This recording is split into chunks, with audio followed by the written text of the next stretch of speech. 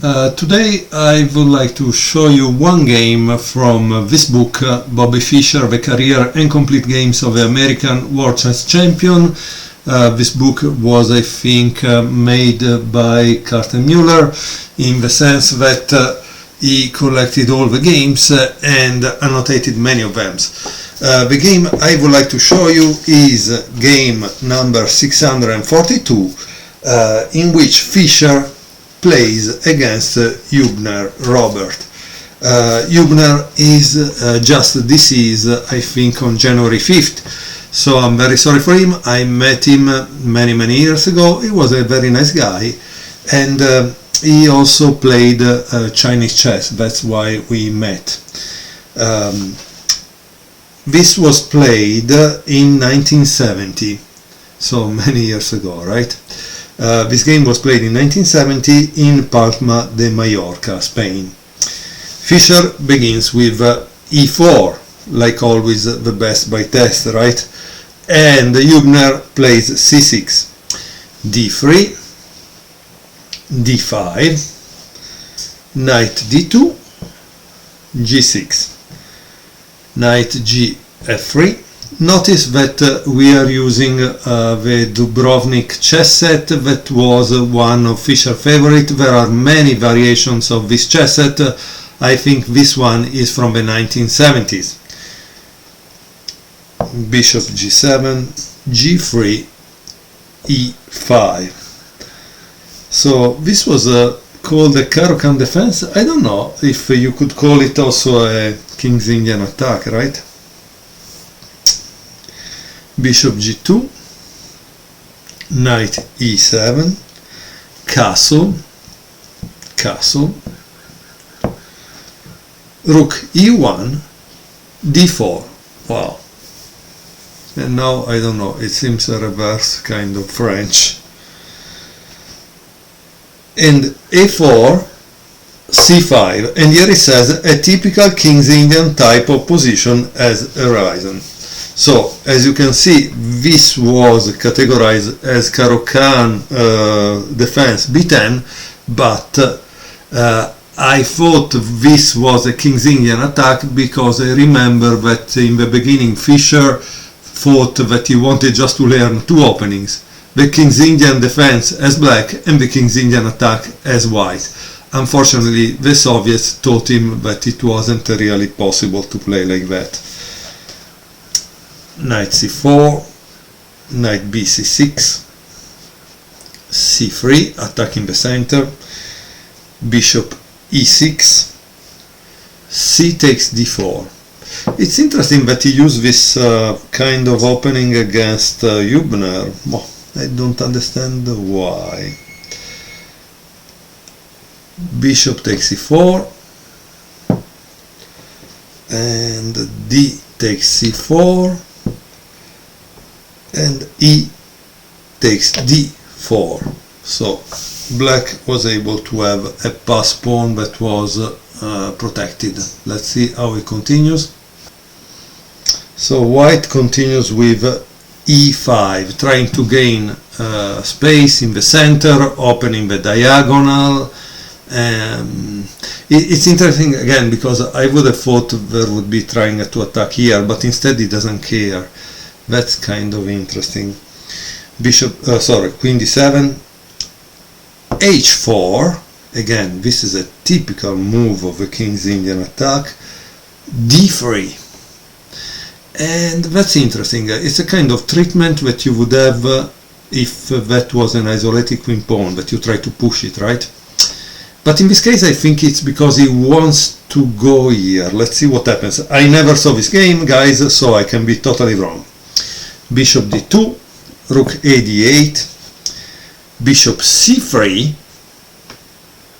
very good, and knight b4. And now white plays a dubious move. It seems the best move for white in this case was bishop takes b4, c takes b4, and queen b3. So you see the queen b3 idea is that he will put a rook in front instead of having a queen in front of a pawn. Instead, in the game, white played knight d4, which is a beautiful move, but probably not what was needed. Once more, it seems Hübner also didn't play the right move. The right move was a knight c6, and instead he played rook f e8, to which white played e6. F takes e6, knight takes e6, bishop takes e3, b takes e3, and knight c2, forking the rooks. But obviously white needs to move. Knight takes d8, rook takes d8, and now there is queen d2. Knight takes a1, rook takes a1, and king g7. Now white has to waste a tempo to return back in the center, and he played rook e1.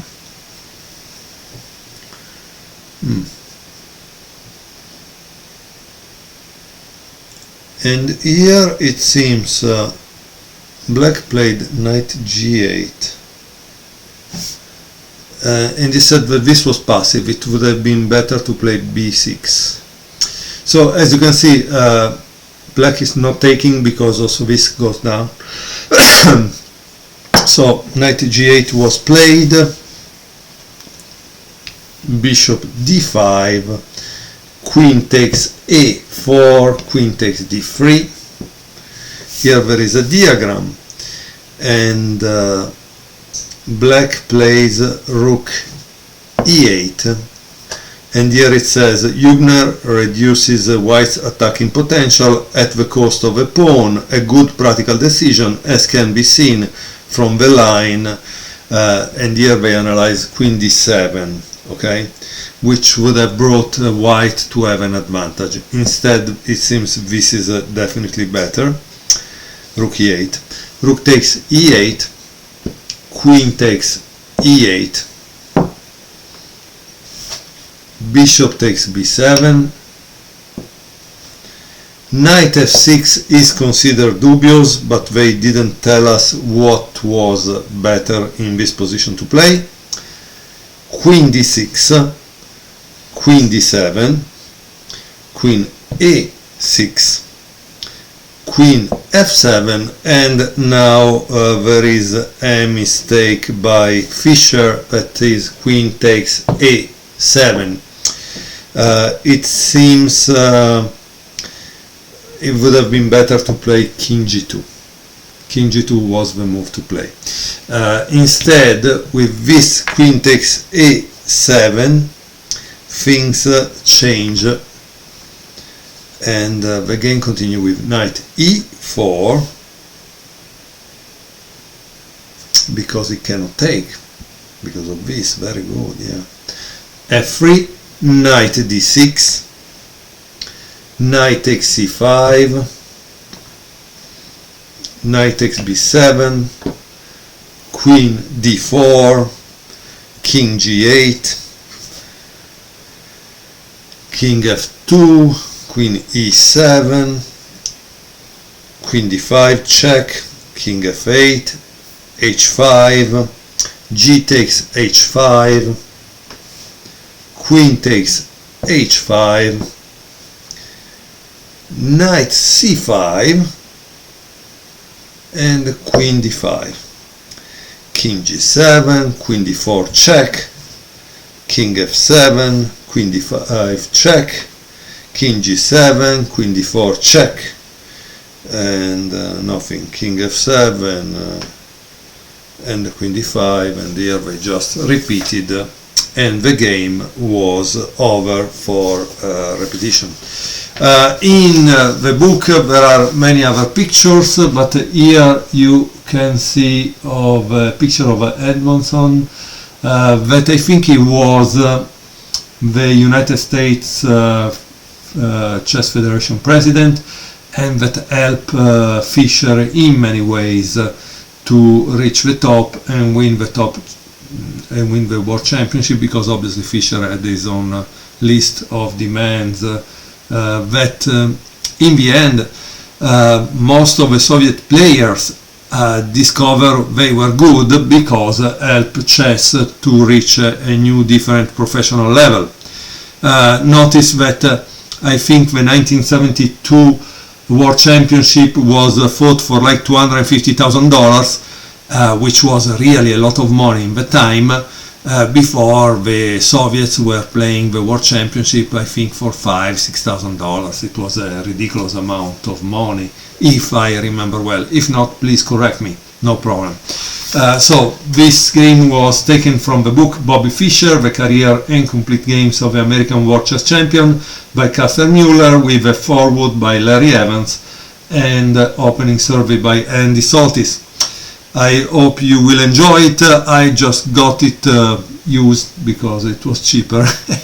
Like always, I get a lot of used books because they are really cheap, and you can enjoy the games on a different board and chess set. In this case, I love to enjoy this game on the chess set that Fischer loved and kept around for a long time before he lost it. Thank you very much for watching.